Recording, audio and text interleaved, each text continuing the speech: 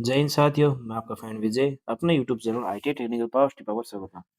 Friends, अभी जो हमारी क्लास चल रही है, हम रेलवे के प्रीवियस ईयर साइंस के क्वेश्चनों को देख रहे हैं। तो जो भी फ्रेंड्स हमारे चैनल से नहीं जुड़े हैं, उनसे रिक्वेस्ट है हमारे चैनल को सब्सक्राइब जो कीजिएगा, वीडियो को अधिक से शेयर भी जो कीजिएगा।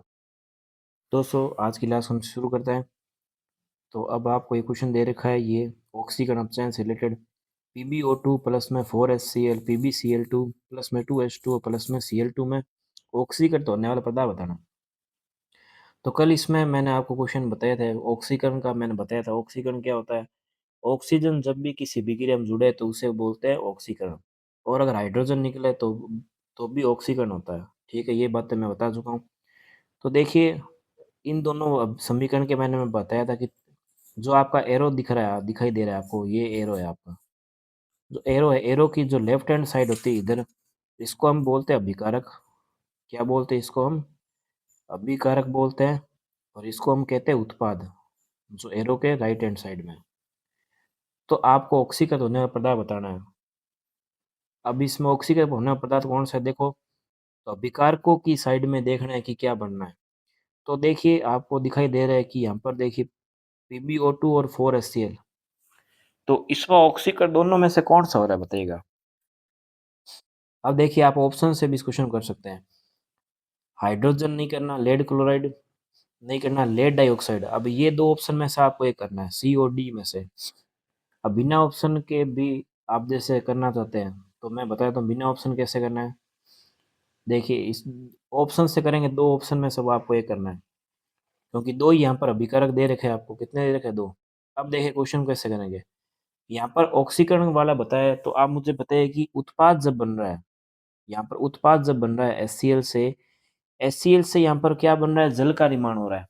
यहाँ पर आपको एक बात समझ में आ रही होगी कि यहाँ पर ऑक्सीजन जुड़ रहा है। क्या जुड़ रहा है यहाँ पर? ऑक्सीजन। और किसी अभिक्रिया में अगर ऑक्सीजन जुड़े तो उसको क्या बोलते हैं? हम ऑक्सीकरण बोलते हैं। तो इस अभिक्रिया में ऑक्सीकृत होने वाला पदार्थ क्या होगा? हाइड्रोक्लोरिक अम्ल होगा। क्योंकि आपको अभिकारकों के हिसाब से बताना होता है कि क्या हो रहा है, क्या नहीं हो रहा है, क्योंकि उत्पाद किससे बनते हैं? अभिकारक से ही बनते हैं। तो PbO2 4HCl में आपका ऑक्सीकृत होने वाला पदार्थ कौन सा होगा? हाइड्रोक्लोरिक अम्ल। ऑक्सीकरण किसका हो रहा है? हाइड्रोक्लोरिक अम्ल का ही हो रहा है। ऑक्सीकरण होने का मतलब क्या है? ऑक्सीजन उससे जुड़ रही है। ठीक है ना? तो ये चीज है। आगे नेक्स्ट क्वेश्चन की तरफ बढ़ते हैं। अब आपको नेक्स्ट क्वेश्चन दे रखा है। देखिए, क्वेश्चन अपने को पूछ रखा है, निम्न में से ऑक्सीकरण प्रतिक्रिया बारे क्या सही नहीं है। तो ऑप्शन ए आपको दे रखा है, एक पदार्थ में ऑक्सीजन की अनुवर्ती या उसमें से हाइड्रोजन हटाने को क्या कहते हैं? ऑक्सीकरण कहा जाता है। वह पदार्थ जो ऑक्सीकरण के लिए ऑक्सीजन देता है, हाइड्रोजन को हटाता है, ऑक्सीकारक कहलाता है। वनस्पति तेल का हाइड्रोजनीकरण ऑक्सीकरण प्रक्रिया है। धातुओं पर जंग लगना ऑक्सीकरण प्रतिक्रिया प्रभाव है। तो क्या नहीं है, वो आपको बताना है। तो ऑक्सीकरण में क्या होता है? हमेशा ऑक्सीजन की संख्या में वृद्धि होती है, या हाइड्रोजन घटाना ऑक्सीजन कहलाता है। तो ये सही है स्टेटमेंट, आपको गलत बताना है। तो ये स्टेटमेंट सही है। वह पदार्थ जो ऑक्सीकरण के लिए ऑक्सीजन देता है, हाइड्रो ऑक्सीकार करता है, ये भी एकदम सही स्टेटमेंट है। वनस्पति तेल का हाइड्रोजनीकरण एक ऑक्सीकरण प्रक्रिया है। धातुओं को जंग लगना ऑक्सीकरण प्रतिक्रिया का प्रभाव है। तो क्या सही नहीं, ये आपको बताना है। बताइए क्या होगा इसका आंसर। तो बताइए क्या होना चाहिए इसका आंसर। तो वनस्पति तेल का जो हाइड्रोजनीकरण होता है, ये आपकी ऑक्सीकरण प्रतिक्रिया है। तो इसका करेक्ट आंसर क्या होगा? Option number C. आपको सही नहीं है वो बताना है। सही कौन सा नहीं इसमें? ऑप्शन नंबर सी, ये आपका सही नहीं है। क्यों सही नहीं है? क्योंकि वनस्पति तेल का हाइड्रोजनीकरण ऑक्सीकरण प्रतिक्रिया नहीं होता, ये होता है आपका अपचयन। अपचयन को हम क्या बोलते हैं? रिडक्शन। अपचयन अभिक्रिया में हमेशा क्या होता है? ऑक्सीजन निकलती है और हाइड्रोजन जुड़ता है। तो हाइड्रोजनीकरण यानी कि हाइड्रोजन जुड़ रहा है, तो ये एक अपचयन अभिक्रिया होगी, रिडक्शन होगी, ना कि ऑक्सीकरण। तो इसका option number C is the correct answer. आगे नेक्स्ट क्वेश्चन हम देखते हैं।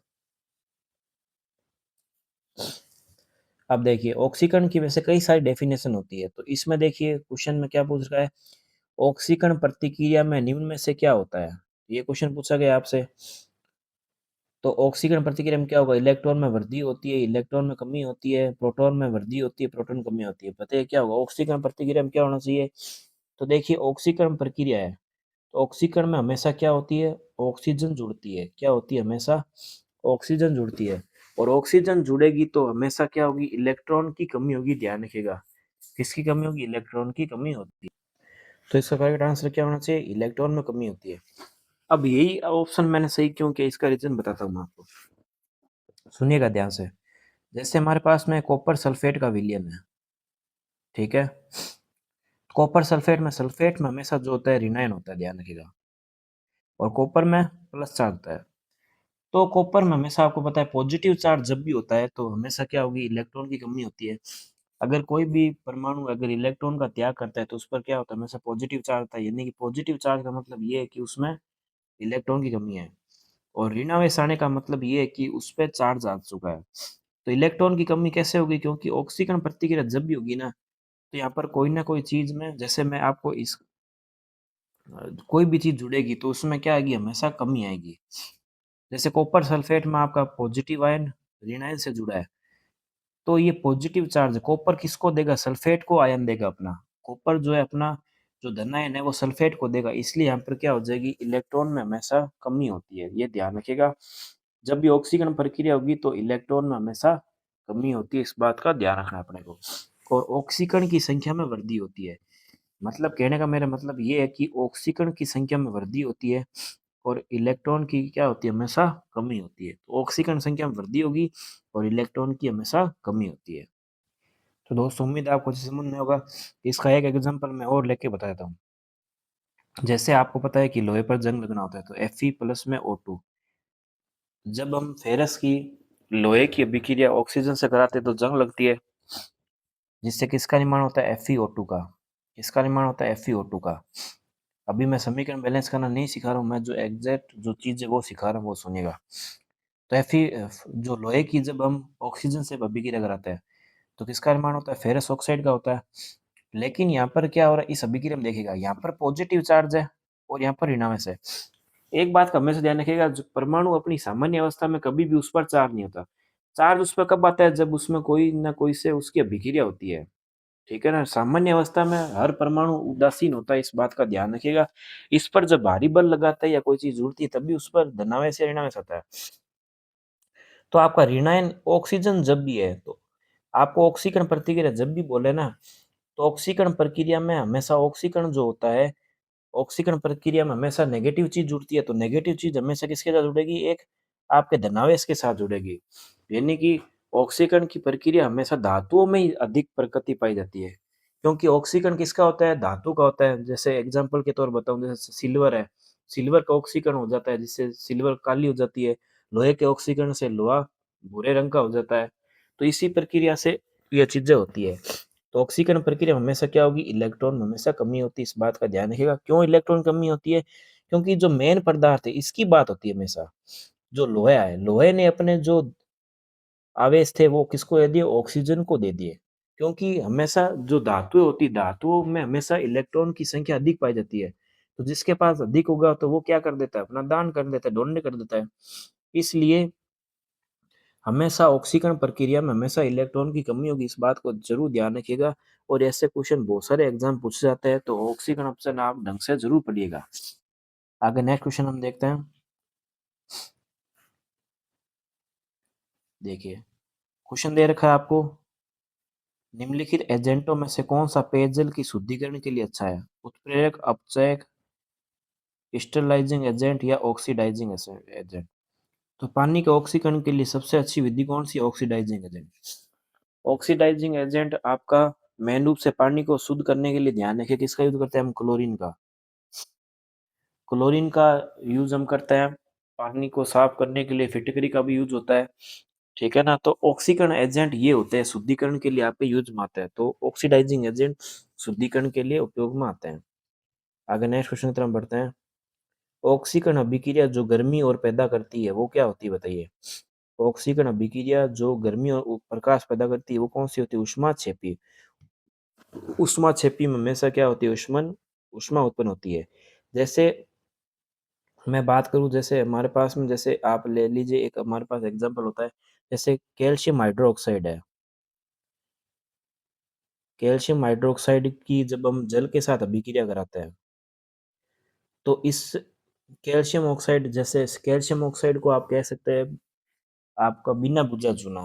कैल्शियम ऑक्साइड को क्या बोलते हैं? बिना बुझा चूना। इसका सूत्र याद रखिएगा, कैल्शियम ऑक्साइड का CaOH2 का ऑल्टोइड प्लस में H2O। तो ये जब CaOH2 ये आपका पूरा क्या है? आपका कैल्शियम ऑक्साइड है, ध्यान रखिएगा। तो कैल्शियम ऑक्साइड की जब हम जल के साथ अभिक्रिया कराते हैं, तो जल के साथ अभिक्रिया कराने पर क्या होगा?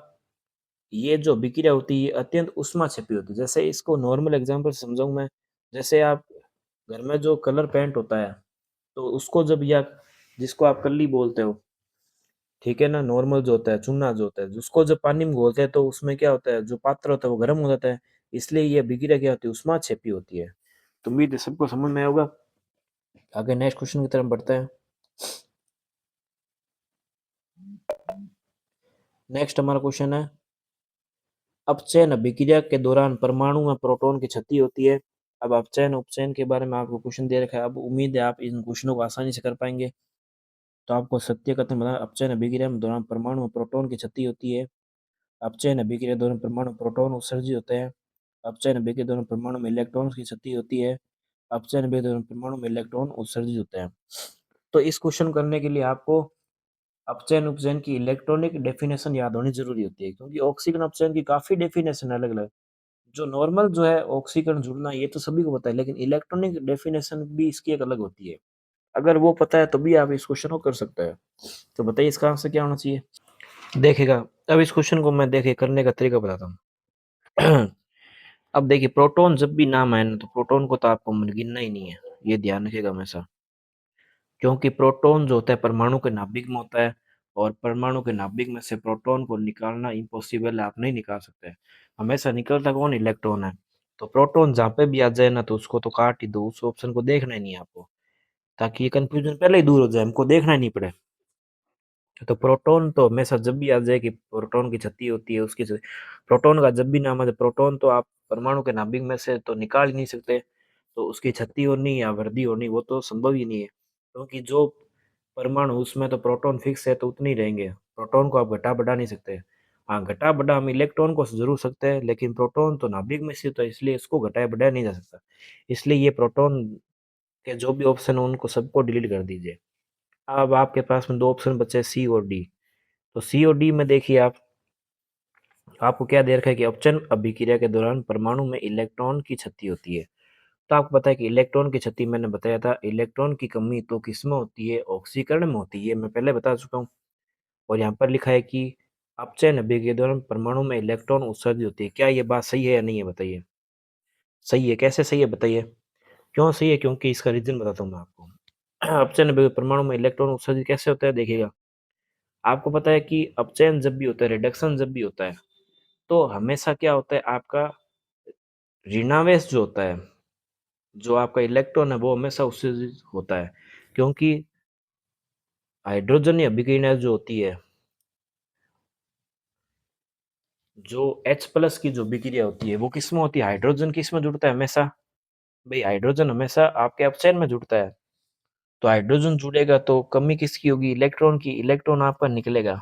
इलेक्ट्रॉन की कमी नहीं आती, इलेक्ट्रॉन निकलेगा, बात ये रखना है आप। क्योंकि अधिक रख दिया तो आपका क्वेश्चन गलत हो सकता है। तो आपको ये याद रखना है कि जब भी अपचयन होता है, तो अपचयन के दौरान इलेक्ट्रॉन उत्सर्जित होगा हमेशा। क्यों उत्सर्जित होगा? क्योंकि अपचयन की डेफिनेशन हम क्या कहते हैं कि हाइड्रोजन जुड़ना और ऑक्सीजन निकलना। ऑक्सीजन निकलना यानी कि इलेक्ट्रॉन का निकलना। तो ये आपका हमेशा अपचयन होता है, इस बात का ध्यान रखना है। और इलेक्ट्रॉन की संख्या में वृद्धि या कमी होनी दोनों अलग चीज है, ये ध्यान रखिएगा। इलेक्ट्रॉन की संख्या में वृद्धि होना कमी होना ये एक अलग चीज है, और उसके अलावा इलेक्ट्रॉन उत्सर्जित होना या फिर कमी होना, इन दोनों बातों में फ़र्क है काफ़ी, ठीक है ना? इलेक्ट्रॉन की कमी एक अलग चीज़ है, और आपके इलेक्ट्रॉन निकलना एक अलग चीज़ है। समझ में आई सबको बात या नहीं, ये बताइएगा? क्योंकि इलेक्ट्रॉन जब भी निकलता है, तो इलेक्ट्रॉन निकलने पर हमेशा आवेश कौन-सा आता है बताइए? भई कोई भी चीज़ से इलेक्ट्रॉन निकलता है, हमेशा उस पर पॉजिटिव चार्ज आता है हमेशा। भई उस पर चार्ज हमेशा क्या आता है? पॉजिटिव आता है। तो देखिएगा, परमाणु में इलेक्ट्रॉन जब भी निकलेगा तो चार्ज कौन-सा आएगा हमेशा? भई पॉजिटिव चार्ज आएगा, तो उसके ऊपर धनावेश आ जाता है। और जब भी अपचयन होगा, तो अपचयन होने पर क्या होगा? आपको पता है कि अपचयन जब भी होता है, तो अपचयन में ये बता चुका हूँ मैं बात। तो अपचयन में हमेशा क्या होगा? आपके इलेक्ट्रॉन हमेशा क्या होंगे? उत्सर्जित होंगे, ठीक है ना? तो आगे नेक्स्ट क्वेश्चन हम देखते हैं। नेक्स्ट क्वेश्चन हमको दे रखा है, में ऑक्सीकरण और अपचयन दोनों होता है। तो आप ध्यान रखिएगा, जो रेडॉक्स अभिक्रिया होती है उसमें ऑक्सीकरण अपचयन दोनों होता है, ध्यान रखिएगा, ठीक है ना। एक ऐसी अभिक्रिया जिसमें ऑक्सीकरण अपचयन दोनों साथ में होते हैं, तो वो आपका रेडॉक्स अभिक्रिया होता है, ध्यान रखिएगा। आगे नेक्स्ट क्वेश्चन हम देखते हैं। वैसे इसमें आपको देखिए, आपको एक एग्जाम्पल भी एक दे रखा है कि कॉपर सल्फेट और जिंक का, ध्यान रखिएगा, कॉपर सल्फेट का, जिंक का, इनका पूछ के कई बार पेपर में डायरेक्ट क्वेश्चन भी पूछ लिया जाता है अभिक्रिया देके, कि इस अभिक्रिया में ऑक्सीकरण अपचयन है या कौन सी प्रकार की अभिक्रिया है। तो कॉपर सल्फेट और जिंक है, देखिएगा इस क्वेश्चन को मैं अच्छे से समझाता हूँ, देखिएगा, हो सकता है हमारे क्वेश्चन पेपर में बन जाए। देखिएगा, तो कॉपर सल्फेट और जिंक की अभिक्रिया दे रखी है, और बन क्या रहा है, जिंक सल्फेट और कॉपर। तो कॉपर सल्फेट में आपका कॉपर अलग हो रहा है, ठीक है ना, और जिंक में क्या हो रहा है, जिंक सल्फेट जुड़ रहा है। तो जिंक सल्फेट में जब जिंक जुड़ रहा है तो बताइएगा, जिंक में जब ऑक्सीजन जुड़ रहा है, तो जिंक का तो हमेशा क्या हो रहा है, आपका ऑक्सीकरण हो रहा है, और यही बात इसमें लिखी हुई है। मैंने क्या बताया, जब भी ऑक्सीजन जुड़े तो ऑक्सीकरण होता है, तो जिंक का क्या होता है, आपका ऑक्सीकरण। जिंक का क्या होगा, ऑक्सीकरण, जिसमें कोई समस्या नहीं है। और आपका कॉपर सल्फेट है, देखिए कॉपर सल्फेट में ऑक्सीजन बाहर निकल रही है, भाई कॉपर सल्फेट में ऑक्सीजन तो है ही नहीं, तो यहाँ पर क्या हो रहा है, कॉपर के साथ कॉपर सल्फेट में इसमें क्या हो रहा है, अपचयन हो रहा है। क्या हो रहा है, कॉपर सल्फेट में कॉपर का क्या हो रहा है, अपचयन हो रहा है। तो उम्मीद है ये बात आपको समझ में आई होगी अच्छे से। तो ऑक्सीकरण अपचयन आपको अच्छे से पढ़ के जाना पेपर के लिए। आगे नेक्स्ट क्वेश्चन हम देखते हैं, देखिए इस अभिक्रिया में बताइए क्या हो रहा है। तो आपको एक समीकरण दे रखी है, 2PbO प्लस में कार्बन, 2Pb प्लस में CO2। तो इस अभिक्रिया में बताइए, मैंने आपको क्या बताया कि आपको अभिकारक को ही देखना है हमेशा। अभिकारक को देख के आप ऑप्शन पकड़ोगे तो आपका हमेशा सही होगा। अगर आपने अभिकारक को पकड़ के उत्पाद को पकड़ लिया और ऑप्शन करने लगे तो हो सकता है आपको गलत हो जाए, इसलिए आपको हमेशा अभिकारक को ही पकड़ना है। तो इसमें देखिए, कार्बन डाइऑक्साइड उपचयन हो रहा है, लेड अपचयन होता जा रहा है, कार्बन का उपचयन हो रहा है। इसमें आपको गलत स्टेटमेंट बताना है ना कि सही है, ध्यान रखिएगा। तो बताइए इसका आंसर क्या होना चाहिए। तो देखिएगा इस क्वेश्चन में क्या हो रहा है। अब देखिए, ये क्वेश्चन वैसे देखा जाए तो काफी अच्छे लेवल का क्वेश्चन आप इसको मान सकते हैं, क्योंकि ये क्वेश्चन वही बंदा कर सकता है जिसके कॉन्सेप्ट अच्छे से क्लियर है, और जिसको अभिक्रिया समीकरण ढंग से देखनी आती है वो इस क्वेश्चन को कर सकता है, अन्यथा क्वेश्चन करना बहुत मुश्किल है, क्योंकि इसके ऑप्शन भी बड़े मजेदार दे रखे हैं आपको। और क्वेश्चन भी आपको इसमें है, देखिए ग्रुप डी में क्वेश्चन आया हुआ है आपके, तो क्वेश्चन काफी अच्छे लेवल का है, हम पहले देख देते हैं। तो देखिए, आपको गलत स्टेटमेंट बताना, देखिए, तो मैंने आपको हमेशा ये बताया कि आपको अभिकारक को हमेशा देखना है। तो अभिकारक को जब आप देख रहे हैं तो अभिकारक में आपके पीबीओ है और कार्बन है। तो आपके कार्बन और पीबीओ इसमें ही है। देखिए यहाँ पर कार्बन लिख रहा है, यहाँ पर लेड ऑक्साइड, पहले इन दोनों ऑप्शन को पकड़िए आप, सी और डी को। सी और डी में आपको क्या बहुत बोल रहा है कि कार्बन का उपचयन हो रहा है। बताइए, कार्बन का उपचयन हो रहा है, अपचयन हो रहा है। पहले एक बात और क्लियर करते हैं, उपचयन को हम ऑक्सीकरण ही कहते हैं, ध्यान रखिएगा, ये अलग इसकी टर्मिनोलॉजी है। उपचयन को ऑक्सीकरण ही कहा जाता है, इस बात का ध्यान रखिएगा। अपचयन को रिडक्शन बोलते हैं, तो उपचयन को क्या कहते हैं, ऑक्सीकरण कहते हैं। तो कार्बन का उपचयन हो गया, तो बताइए कार्बन का यहाँ उपचयन हो रहा है या नहीं हो रहा है। उपचयन मतलब ऑक्सीकरण हो रहा है, नहीं हो रहा, बिल्कुल हो रहा है, क्योंकि कार्बन कार्बन डाइऑक्साइड से जुड़ रहा है, इसलिए ये स्टेटमेंट सही है, सी वाला ऑप्शन। तो कार्बन ऑक्सीजन से जुड़ रहा है इसलिए कार्बन डाइऑक्साइड बन गया, ठीक है। और डी ऑप्शन देखिए, लेड ऑक्साइड अपचयन हो रहा है, लेड ऑक्साइड पीबीओ, लेड ऑक्साइड देखिए किस में चेंज हो रहा है, लेड में। तो यहाँ पर ऑक्सीजन निकल रही है, यहाँ पर ऑक्सीजन था, लेकिन इस अभिक्रिया में ऑक्सीजन गायब हो गया। भाई अभिकारक में तो ऑक्सीजन, लेड ऑक्साइड के साथ ऑक्सीजन मौजूद था, लेकिन उत्पाद जब बना तो सिर्फ पीबी बचा, लेड तो है ही नहीं, यानी इसमें ये क्या हो रहा है, आपका अपचयन हो रहा है। समझ गए सभी बात को, यानी कि ये दोनों स्टेटमेंट आपके एकदम सही है, आपको गलत पहचाना है। तो ये जो दो ऑप्शन बचे आपके, ए और बी, यही आपके इनकरेक्ट ऑप्शन है। यानी कि कौन सा गलत ऑप्शन है, तो ऑप्शन नंबर सी, ए और बी, ये दोनों स्टेटमेंट गलत है। ये भी क्यों गलत है, ये भी मैं इसका आपको रीजन बताता हूँ। देखिए, मैंने आपको हमेशा क्या कहा है, आपको हमेशा विकारक पकड़ना है तो आपका ऑप्शन सही होगा, क्वेश्चन आपका सही होगा हमेशा। लेकिन जब भी आपको गलत निकालना है तो आपको उत्पाद पकड़ना पड़ेगा, क्योंकि आपको स्टेट क्वेश्चन में क्या बोल रखा है, गलत, सही करते तो हमेशा हमेशा हम क्या पकड़ते हैं, विकारक। और सही पकड़ा तो हमने विकारक निकाला, तो सी और डी हमारा कैंसिल हो गया। तो बचे कौन सा, ए और बी। अगर आपको वैसे निकालना तो वे भी तरीका बताता हूँ। अब आपको देखिए, कार्बन डाइऑक्साइड उपचयन हो रहा है, नहीं हो रहा है। अब आपको गलत जब भी निकालना है तो आपको उत्पाद को पकड़ना पड़ेगा। उत्पाद को पकड़ रहे तो CO2 देखिए, CO2 देखिए, CO2 से यहाँ पर आपको पीछे रिवर्स चलना पड़ेगा। गलत जब भी निकालना है तो आपको रिवर्स चलना पड़ेगा, सही निकालोगे तो आपको सही चलना है। लेकिन गलत जब भी निकालोगे तो आपको रिवर्स अभिक्रिया में चलना पड़ेगा। भाई कार्बन डाइऑक्साइड था, यहाँ पर क्या है, कार्बन। तो इस अभिक्रिया में बताइए ऑक्सीकरण हो रहा है क्या? बताइए मुझे, आप थोड़ा दिमाग लगा के बताइए कि इस अभिक्रिया में क्या ऑक्सीकरण हो रहा है या नहीं हो रहा। उपचयन मतलब ऑक्सीकरण ही होता है। तो क्या कार्बन डाइऑक्साइड का कार्बन में ऑक्सीकरण हो रहा है? नहीं हो रहा, बिल्कुल भी नहीं हो रहा है। ठीक है। अब उसके बाद क्या बोल रहा है, लेड अपचयन होता जा रहा है। क्या लेड, ये पीबी है। अपचयन मतलब आपका क्या है, अपचयन का मतलब क्या है, जिसमें आपका ऑक्सीजन निकल जाए। ठीक है, लेकिन इस अभिक्रिया में लेड पीबीओ में चेंज हो रहा है। भाई लेड आपका लेड ऑक्साइड में चेंज हो रहा है। इसका मतलब लेड जब लेड ऑक्साइड में जब चेंज हो रहा है, तो लेड जब लेड ऑक्साइड में चेंज हो रहा है, इसका मतलब ये आपका स्टेटमेंट ये भी गलत है। यानी ए और बी आपके स्टेटमेंट एकदम गलत है। तो समझ में आया सभी को क्वेश्चन मैं क्या बताना चाह रहा हूँ? ठीक है ना। तो इस क्वेश्चन को आप जैसे करना चाहे वैसे कर सकते हैं। आप हो सके तो मेरी अगर राय माने तो आप हमेशा अब विकारक कोई पकड़ के चलिएगा, आपका क्वेश्चन कभी गलत नहीं होगा। आपने सही निकाल लिए तो बाकी दो बचे वो आपके गलती वाले है, और आपको निकालना के गलत ऑप्शन आपने सही निकाल लिए तो दोनों जो बचे वो आपके ऑटोमेटिकली गलत हो गए। तो मैंने आपको दोनों तरीके बता दिए, जो आपको बेटर लगे आप कर सकते हैं। तो इसका option number C is the correct answer. उम्मीद है सबको समझ में आया और मैंने इसको बहुत ही इजी वे में समझाने की कोशिश की है आपको। उम्मीद है सबको समझ में आया होगा। आगे नेक्स्ट क्वेश्चन हम देखते हैं। देखिएगा, अब बताइए इस क्वेश्चन को आप कर सकते हैं नहीं कर सकते, बताइए। इनमें से कौन सा एक अपचय कारक नहीं है? आपको अपचय बताइए क्या होता है, इसको बोलते हैं अपचय को क्या बोलते हैं, रिडक्शन। रिडक्शन कौन सा इसमें कारक, अपचय कारक भी होते हैं कई कई, कौन सा नहीं है आपको बताना है, जस्ता, कोक, क्लोरीन या सोडियम। तो देखिए इस क्वेश्चन को आप कैसे करेंगे, कौन सा एक अपचय कारक नहीं है। अपचय कारक को बोलते हैं रिडक्शन फैक्टर। यानी कि कौन सा इसमें जो है, आपको ये जो दे रखे हैं इसमें कौन सा अपचय को करने में सहायक नहीं है, ये बात आपको पूछ रहा है।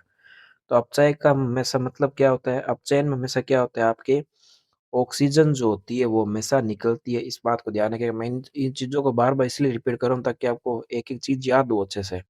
आपने वैसे तो पढ़ रखा होगा, अगर नहीं भी पढ़ा हो तो भी आपको मैं समझा रहा हूँ तो आपको ये बातें समझ में आ जाएगी। अपचयन में हमेशा क्या होगा, आपके ऑक्सीजन निकलेगी और हाइड्रोजन जुड़ेगी, इस बात का ध्यान रखिएगा। ठीक है। तो अपचय कारक नहीं, आप कौन सा बताना, देखिए। अगर आपको इसमें अपचय कारक आपको नहीं भी पता तो भी आप इसमें कर सकते हैं। कैसे करेंगे बताइए, मैं आपको एक तरीका बताता हूँ। जैसे जस्ता है, जस्ते पर कौन सा आवेश होता है, पॉजिटिव चार्ज होता है। कोयला है, कोयले पर भी पॉजिटिव चार्ज है। मान लीजिए सोडियम क्या है, सोडियम धातु है, सोडियम पर भी पॉजिटिव चार्ज है। लेकिन क्लोरीन जो है, क्लोरीन Cl है, इस पर नेगेटिव चार्ज है। तो कौन सा अपचय कारक नहीं है वो बताना है, तो Cl नहीं है। क्यों? क्योंकि बाकी सब पर पॉजिटिव है और क्लोरीन पर तो नेगेटिव है, इसलिए आपको सीधा ये आप ऑप्शन से सीधा डायरेक्ट कर सकते हो। और नहीं नहीं तो आपको सीधा अगर निकालना हो या पता ही करना हो कि अपचय कारक नहीं है, तो अपचय कारक हमेशा क्या होगा, आपका ये ध्यान रखिएगा, पॉजिटिव होगा। अपचय कारक हमेशा आपका पॉजिटिव होगा। क्यों पॉजिटिव होगा? क्योंकि हाइड्रोजन जुड़ना ही अपचयन कहलाता है। हाइड्रोजन जुड़ना ही अपचयन कहलाता है। तो हाइड्रोजन जुड़ना अगर अपचयन कहलाता है तो अपचय कारक भी आपके सारे पॉजिटिव वाले ही होंगे, ध्यान रखना। जस्ते में पॉजिटिव है, कोयले में पॉजिटिव है, सोडियम पॉजिटिव है, तो कौन सा नहीं है, क्लोरीन नहीं है। तो मेरे सबको ऐसे समझ में होगा। आगे नेक्स्ट क्वेश्चन हम देखते हैं। निम्न में से कौन सा कैटायन है? अब देखिए इस क्वेश्चन में देखिए, मैं क्वेश्चन को करने के तरीके भी बता रहा हूँ साथ साथ में। अगर आपको कोई चीज अगर कई बार आपको नहीं आती और आप बाकी ऑप्शन को भी देख ले तो आप ऑप्शन से भी कर सकते हैं, अगर आपको उसके बाद नहीं भी पता। जैसे कैटायन आपको अगर मान लो नहीं पता है कैटायन क्या होता है, तो आप आपको बाकी अगर पता है ऑप्शन से करना चाहे तो मैं कैटायन आपको बाद बताऊँ क्या होता है, लेकिन मैं ऑप्शन से करना सिखाता हूँ। देखिए कार्बोनेट है, तो कार्बोनेट पर बताइए कौन सा चार्ज होता है, CO3 माइनस होता है। ठीक है। हाइड्रोक्साइड है, OH माइनस है इस पे भी। नाइट्रेट, नाइट्रेट पर कौन सा NO3 है, ठीक है। अमोनियम है, तो अमोनिया पर हमेशा कौन सा चार्ज होता है, पॉजिटिव होता है, क्योंकि ये एक एक ये क्या है, एक यौगिक है। तो इन सब में क्या है भाई, इन सब में ये तो सारे ऋणावेश हो गए, तो बचा कौन सा, पॉजिटिव वाला, यही आपका क्या हुआ, NH3 है। अब इसको आप अगर विदाउट ऑप्शन के सीधा डायरेक्ट करना चाहे तो मैं तरीका बताऊं। इसका तरीका क्या होगा, देखिएगा। कैटायन का मतलब होता है धनायन से, हमेशा किससे होता है, धनायन। और धनायन किसी भी चीज में कब जुड़ता है, जब ऋणावेश की कमी होती है, ऋणायन की जब भी कमी होती है तो उसको हम धनायन या कैटायन बोलते हैं। तो बताइए अब कैटायन किस में होगा भाई, कार्बोनेट में तो ऋणावेश मौजूद है, ऋणावेश की कमी होगी, ऋणायन की कमी होगी तभी तो धनावेश आएगा। मैंने क्या बताया, जब भी परमाणु क्या करता है, इलेक्ट्रॉन का त्याग करता है, तो उस पर कौन सा आता है, पॉजिटिव चार्ज है। तो कार्बोनेट, कार्बोनेट है तो कार्बोनेट पर तो पहले से ही नेगेटिव चार्ज है, तो उसकी कोई जरूरत नहीं है।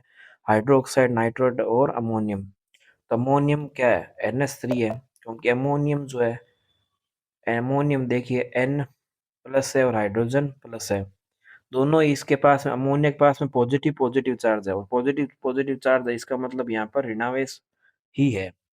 क्योंकि पॉजिटिव चार्ज होने का मतलब ये है कि उसमें इलेक्ट्रॉन की कमी है, क्योंकि पॉजिटिव चार्ज कब आएगा, जब उसमें से इलेक्ट्रॉन निकलेगा तभी पॉजिटिव चार्ज आएगा, समझ गया ना इस बात को। तो कौन सा कैटायन है, अमोनियम है, ठीक है ना, उम्मीद सबको समझ में आएगा। वैसे अमोनियम का मैं फॉर्मूला बता देता हूँ करेक्ट। अमोनियम का फॉर्मूला वैसे NH4 होता है, इस बात का ध्यान रखिएगा। अमोनिया होता है तो उसका होता है NH3, अमोनियम का होता है NH4। अगर अमोनियम क्लोराइड पूछ ले तो क्या होता है, NH4Cl होता है, ठीक है। उम्मीद है सबको समझ में होगा। अगर नेक्स्ट क्वेश्चन हम देखते हैं, देखिए, परमाणु की ऑक्सीकरण स्थिति क्या प्रदर्शित करती है, आपसे पूछा गया है। तो परमाणु की ऑक्सीकरण स्थिति क्या प्रदर्शित करती है, उसकी रिक्तियां, यौगिक का वास्तविक आवेश, क्षति हुए इलेक्ट्रॉन की संख्या या प्राप्त इलेक्ट्रॉन की संख्या, क्या स्थिति थी, तो साथ ही बताइए। तो किसी परमाणु की ऑक्सीकरण स्थिति हमेशा यौगिक का वास्तविक आवेश दर्शाती है, इसका हमेशा याद रखना। ऑक्सीकरण स्थिति जो होती है यौगिक का, किसी का भी या परमाणु का, हमेशा वास्तविक चार्ज को बताने की विधि होती है परमाणु की ऑक्सीकरण स्थिति। तो दोस्तों उम्मीद आज की क्लास आपको पसंद आई होगा। दोस्तों चैनल पर नए, चैनल को सब्सक्राइब जरूर कीजिएगा, वीडियो को लाइक जरूर कीजिएगा, और चैनल पर नए, चैनल को सब्सक्राइब जरूर कीजिएगा। दोस्तों मिलते हैं नेक्स्ट क्लास में, तब तक के लिए जय हिंद, जय भारत।